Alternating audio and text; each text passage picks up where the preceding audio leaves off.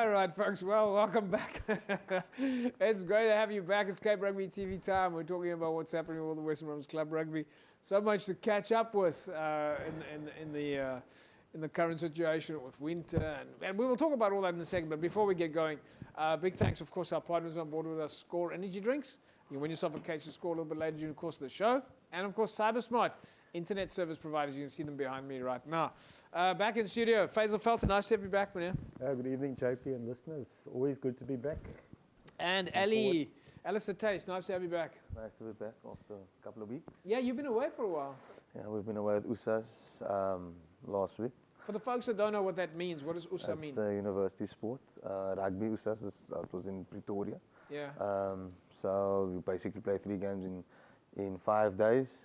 All the universities around South Africa participate, which is great. So Faisal, is that a disruption for you guys when the universities leave and go and play somewhere else? Yeah, I think when it comes to the fixtures, JP, I think we try and cater for everything. I think from province's side, it's good to be represented. Obviously from university level and that there. So we try our best to accommodate in that there. So I think also on the club side, the clubs playing in the league is all quite accommodating. So yeah, we always make a plan.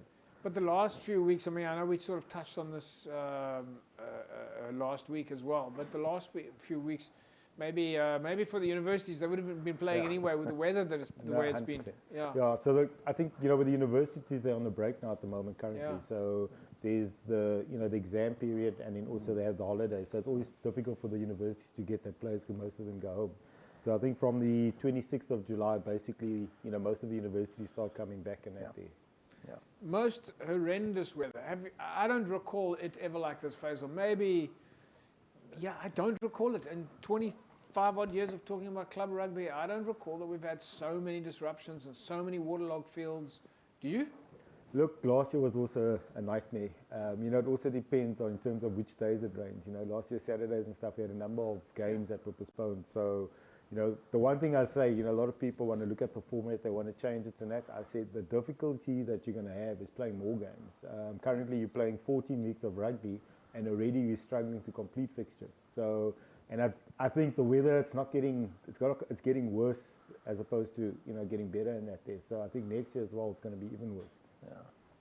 So when you say it depends on the day, you mean if it rains maybe on a Wednesday, Saturday you might be safe. Yeah. But if it rains on a Friday, Saturday's going to be... Yeah, that's the thing. I mean, like even from this weekend, we've been already told from the city that some of the fields are going to be closed. There's rain expected on Thursday evening and Friday. But just for clarity, I mean, just for clarity purpose, when you guys are saying that the games are postponed, it's not because it's raining on the day. It's because the field is getting damaged and it's waterlogged, right? Yeah, I think the key thing is you've got to be also sensible. I think from a club perspective, you want to utilize the facility and manage it for the season. So, it'd be reckless to use a field, damage it, and then you don't have a field for the rest of the season. So I think from the union side, we're sort of accommodating in a sense that if the two clubs, agree and the field is not playable, it's not playable. Yeah. So from my side, drawing up the fixtures, there's always, I've got stuff in my sort of back pocket to try and cater for the rain, but I think I'm sort of reaching my end now in terms of weeks that are available, so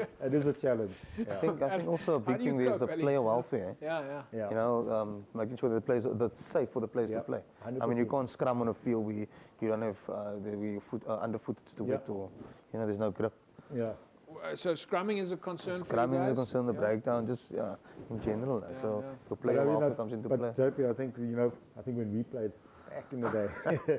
But I mean, rugby, it's a winter sport. And now we're sitting and, the guys keep to us, but it's a winter sport, it rains in it. But like Eddie has just said now, you've got to take into consideration that player welfare. I think it's a major factor. Big thing. All right, folks, this past week, a lot of games were, of course, postponed, but we still have a lot of results. It's interesting, guys, sometimes we think that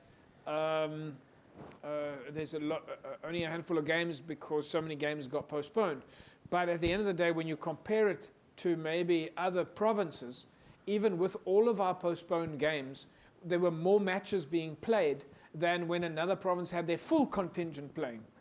So even in Western Province, Faisal, a handful of games is still more than anyone else is playing. No, 100%. I think it's just, the eagerness is there in terms of playing on the Saturday and that. And I mean, the biggest challenge is our referees that we're sitting with now. The more games is played, you know, the amount of referees required. Sometimes it's a blessing, I think, Yeah. from the society side, but definitely, I think, from the other unions and that, the amount of rugby being played on the Saturday, I mean, it's massive. Yeah. All right, folks. So let's bring you then some of the results from this past weekend. Big, of course, this week gone by was, of course, the launch of the Challenge Cup. We will talk more about that in a second, but very exciting tournament. What we think of as one of the, well, we like to put it up there. We're not going to compare the leagues, but we think it's an exciting tournament. Right. Super League B results then this past weekend. Franschhoek 23-19 over NTK. Collegians 49-29 over Primrose. It was a win for Belleville by just 1 point over Villagers, at least over Vineyards. And then in Super League C, Gardens went down to Rangers. Strand United with a win over Peniel Villagers. And then in the Paarl region, it was a win for Lower Paarl and a win for Peril United over Drakenstein. So, folks, it was some very interesting results then over the weekend. We'll talk more about that a little bit later during the course of the show as well. But Faisal, let me just talk to you quickly about the Paarl region. We haven't spoken much about the Paarl region this week.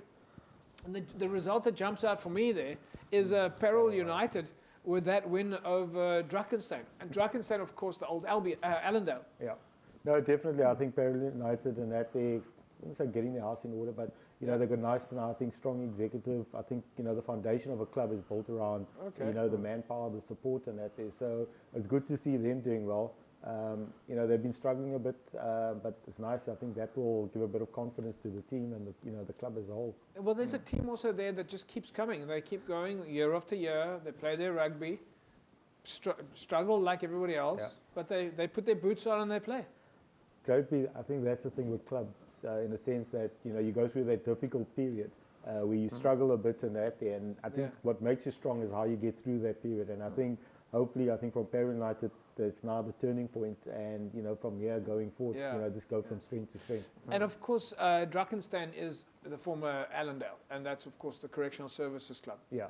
No, definitely. I think, you know, you got Allendale, you got Drakenstein that, you know, playing at Allendale, and that with some of the, you know, the inmates also playing and participating. So I think overall the Paarl region is quite strong in terms of support and that there. And yeah, it's actually good to see that they actually played the weekend, that, you know, the fields are, because it's always a challenge with regards to fields and facilities.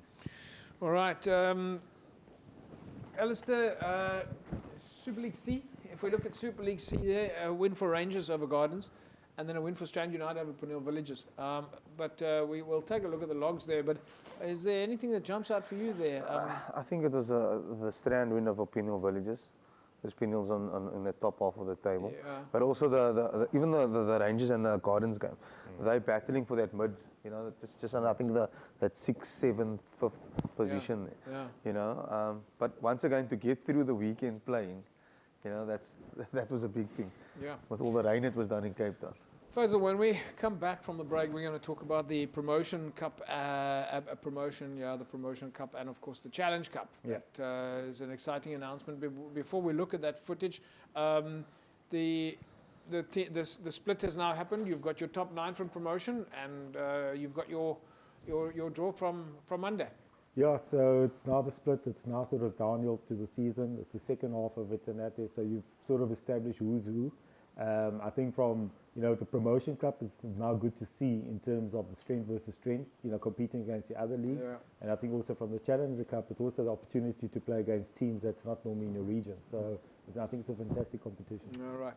All right, folks, we're going to take a look at that after the break, where we take a look at the draw that was held at Newlands on Monday. For, I think, what are we talking about, 28 teams? You've got 28 teams in that. It's a fantastic tournament. We'll talk more about those clubs in a second or so. Incidentally, you will see that our wall at the back of is for the clubs out there. We've managed to get some of the new jerseys on there. There's 1 or 2 that we still have to fix. So I will give my apologies. Hamilton's Rugby Football Club has sent in their jersey, and we just got to get it up. And then just getting to us a little bit late, we've got to get the new Silver Tree jersey up. All right, so Silver Tree has also sent their jerseys through to us. We'll talk to you more about this after the break. Don't go away.